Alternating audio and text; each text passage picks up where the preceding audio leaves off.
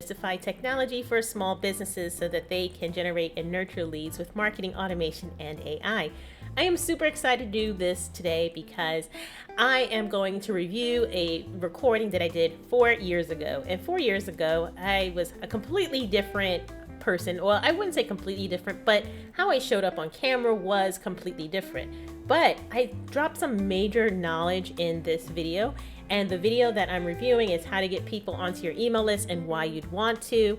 And the thing of it is with me is now I can just show up, go on camera, be okay with it, and upload. But back then I was a lot more poised and rehearsed and demure. So you're gonna see my cadence be a little bit different. You're gonna see my demeanor be a little bit different. You're gonna see me be more rehearsed. But the things that I've said in the video still stand. See, right now my phone just went off, so I'm just gonna put it on silent and keep it moving because that's kind of like the person that I am right now, but it wasn't always the person that I was. So without further ado, let's get into it.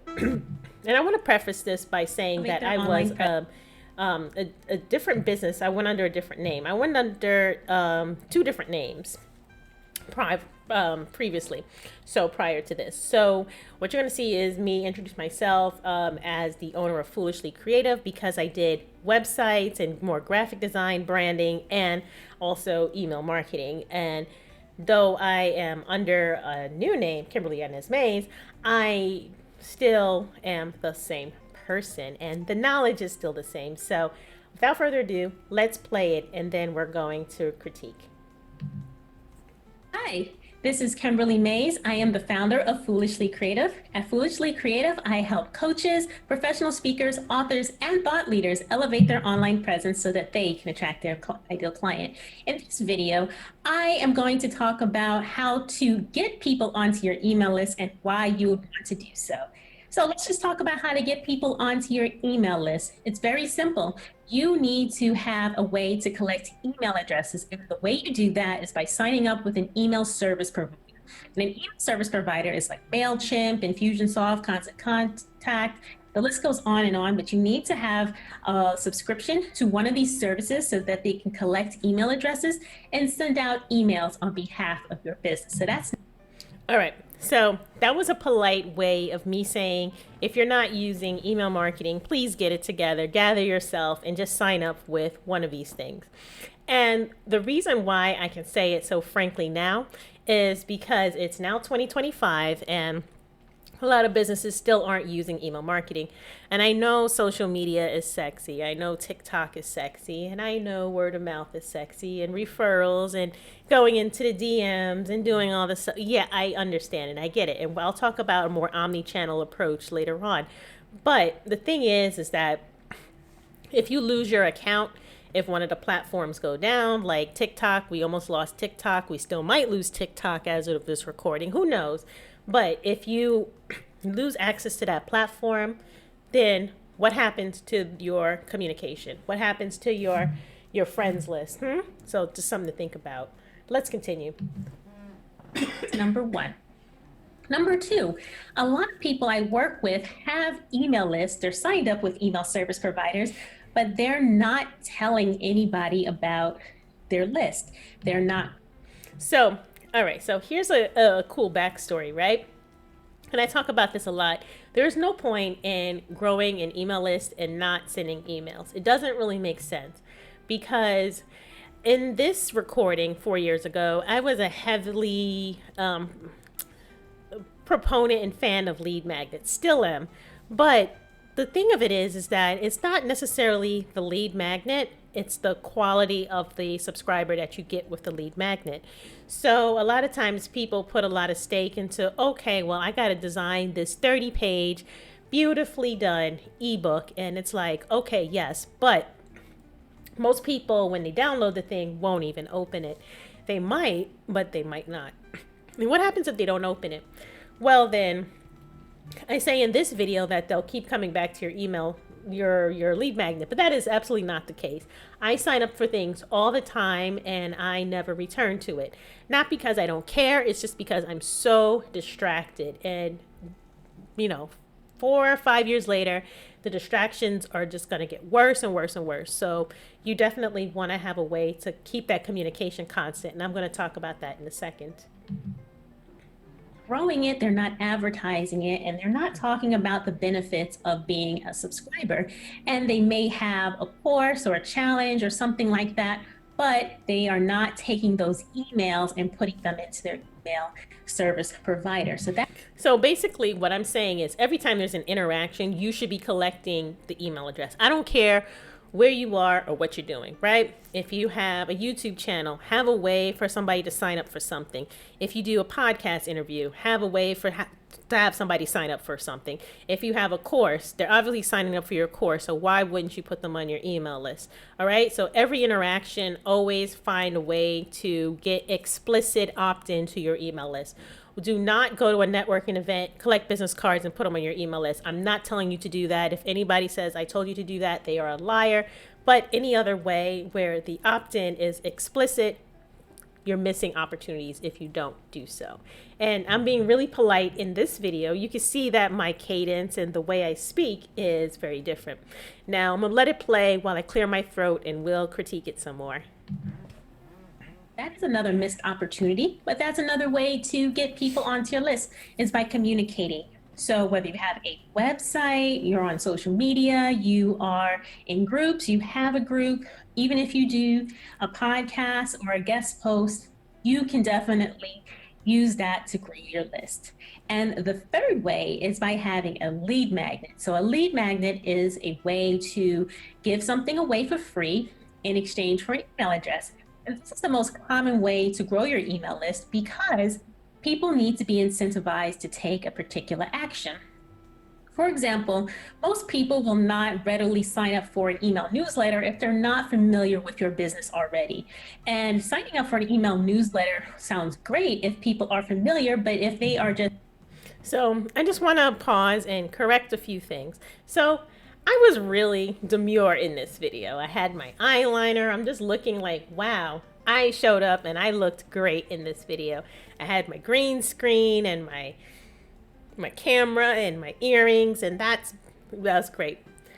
A few things, a few points of correction or clarification is that when I say familiar with your business, no, they don't have to be familiar with your business so much. So as I was just saying that if your call to action is sign up for our email newsletter and you don't give them a reason why that would benefit them, unless they are in love with your business and want to hear from you, like maybe you're putting out daily tips or something like that, they're not going to sign up for your email newsletter just for the sake of doing so. And at the time I was doing so many websites where I said, okay, well, let's have a way for them to sign up to your email list. And they're like, okay, yeah, let's have a box, sign up for my email newsletter. And I'm like, no, like, why should they do that? Are you giving something away? Are you growing your list in some fashion? So that's what I meant by saying familiar with the business. Now, when it comes to the lead magnets, incentives, and things like that, remember, once people download something,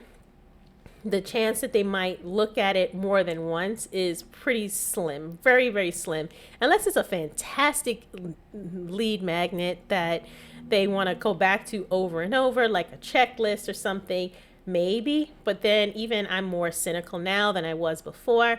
And I would say assume that they won't look at the thing, because then you'll take other more meaningful actions than spending 3 weeks on a PDF in Canva. Just saying.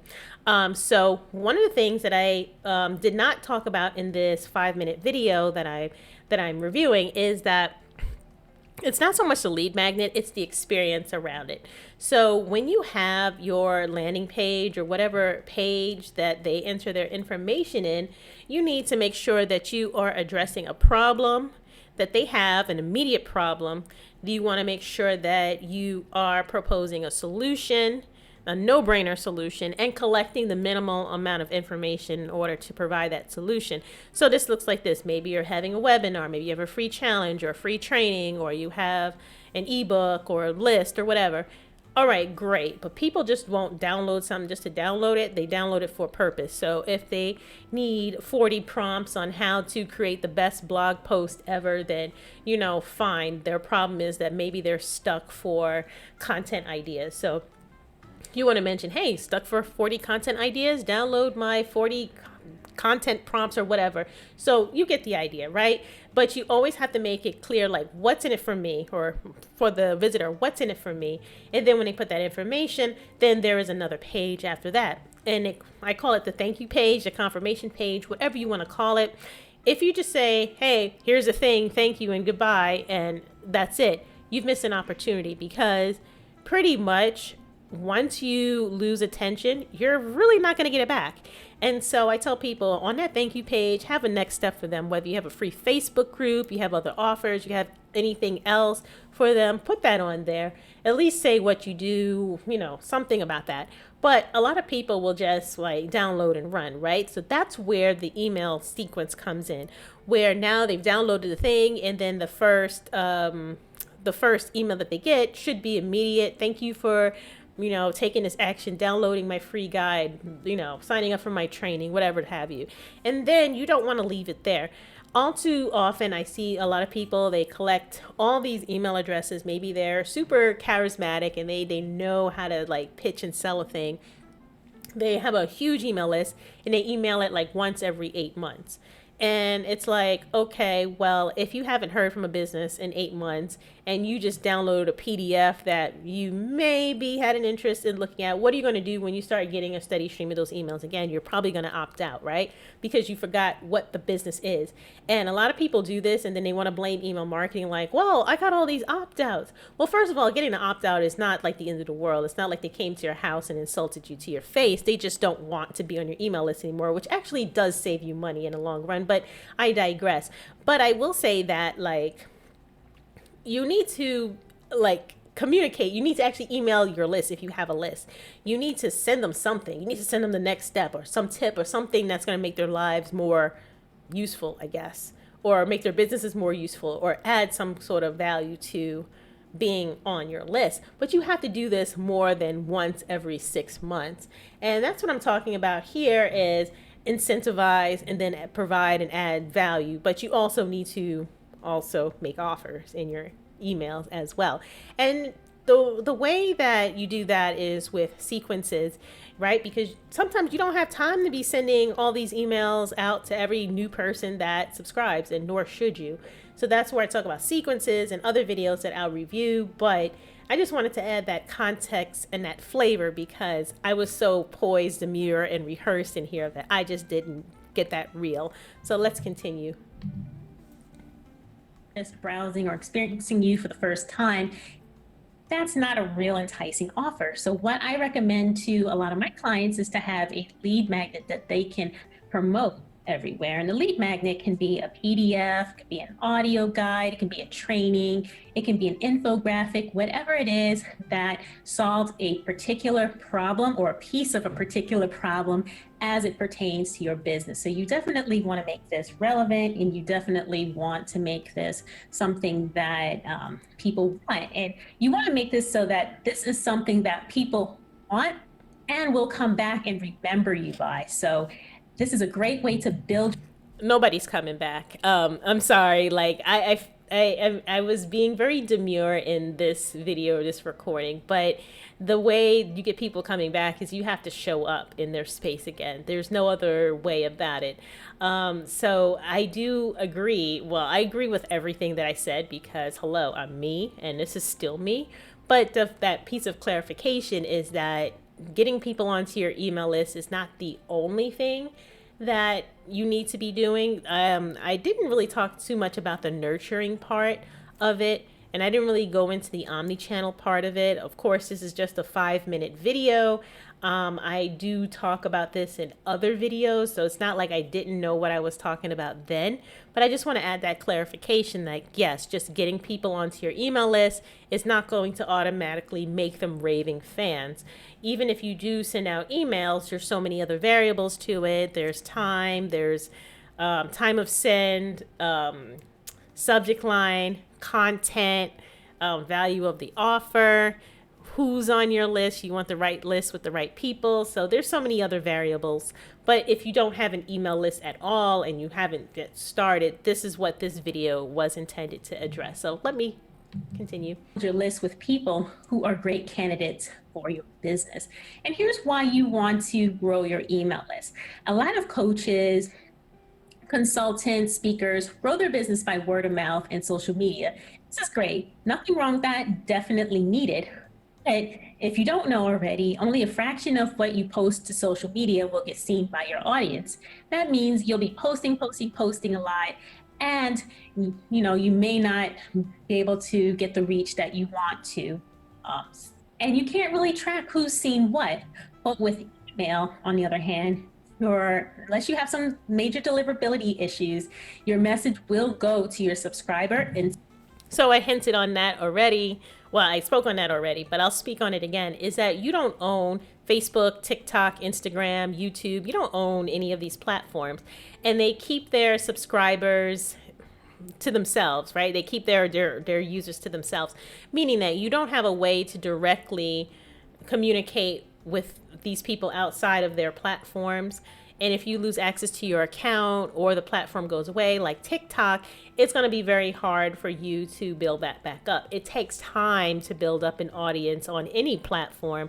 So why not do an omni-channel approach where you take people from that platform, add them to your email list, add them to your own ecosystem that you can easily export, import, wherever it is that you need to send email from. A lot of people were freaking out about TikTok shutting down and stuff. And, it was a valid concern because, TikTok is not email.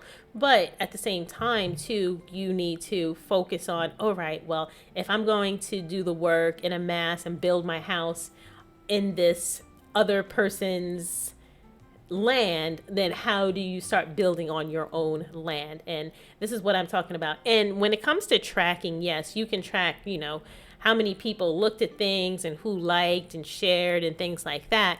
But the tracking is really not as robust as email. I used to do very fancy tracking back in the day where I did abandoned carts and I did a lot of other things to analyze customer behavior and do triggers off of that. So that's what I mean, is that you don't have the level of granularity when it comes to the measurement as you do with email. But let's continue, because I'm going to close this out pretty soon. So I think that the end of this video, I was making an offer to do a 5-day email list challenge.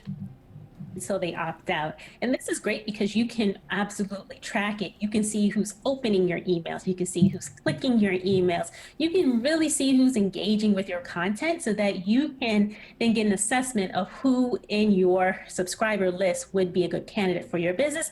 And you can communicate with them more effectively.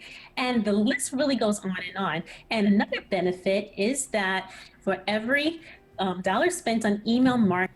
All right, so before I get into this stat, I just want to quickly go into some of the tracking that I was talking about, right? In a 4-minute video, I can't go over the entirety and totality of what email marketing is or looks like, but basically when you have people onto your list and you actually own the ecosystem, you can then do a lot more segmentation and retargeting, and who's clicking on what, who's looking at what. And it's a lot harder to do on these other platforms where you don't really own the data as you do with email. But if you don't yet have an email list, I wouldn't worry about any of that. Just get an email list first. But that's what I was talking about there. That's what I alluded to. And before I press play again, you're going to hear me talk about a stat. It says every dollar spent, you get $40 back. Email marketing and return on investment. That is very true. Still true today, I believe. But at the same time, this is across all industries. So it's for the solopreneur all the way up into like really big companies. So, when you do an average, there's outliers that will affect the average. So it's not like you're necessarily going to get $40 back. And if you expect to get $40 back for every dollar spent just by listening to this video, don't be too disappointed when that does not happen, and don't blame me. I'm talking about on average. But for all the benefits that I've described before, who wouldn't want to use email? Like, come on. But yeah, $40 back for every dollar spent is across industry average for email marketing. And it just really makes sense. It really makes sense to show up on the inbox, because that is where the money is. That is where the magic happens, is when you can communicate with people directly. So I'm just going to let this play out. Hopefully I'll let it play out into the end, and then I'll just talk about how I can support you if any of this sounds good. marketing, you get $40 back. And that's on average across all industries. So it's definitely something worth checking out. So if you really want to grow your email list, if you really want to find out how to get people onto your email list, and most importantly, build that lead magnet that you really want to create, I invite you to join me for a 5-day challenge. All right, so I actually did a lot of challenges in the past, a lot of list building challenges. I did list building challenges for lead magnets and for, finding the perfect software and all of that. And all of that is in the Automated Thought Leader Academy. So I moved all of my challenges in there for the people who are in the academy. So if you want to get access to the challenge, let's just have a call. But speaking of having a call and speaking of having support, that is what I'm here for. So let me just quickly zip through the rest of the video to make sure I'm not saying anything else profound.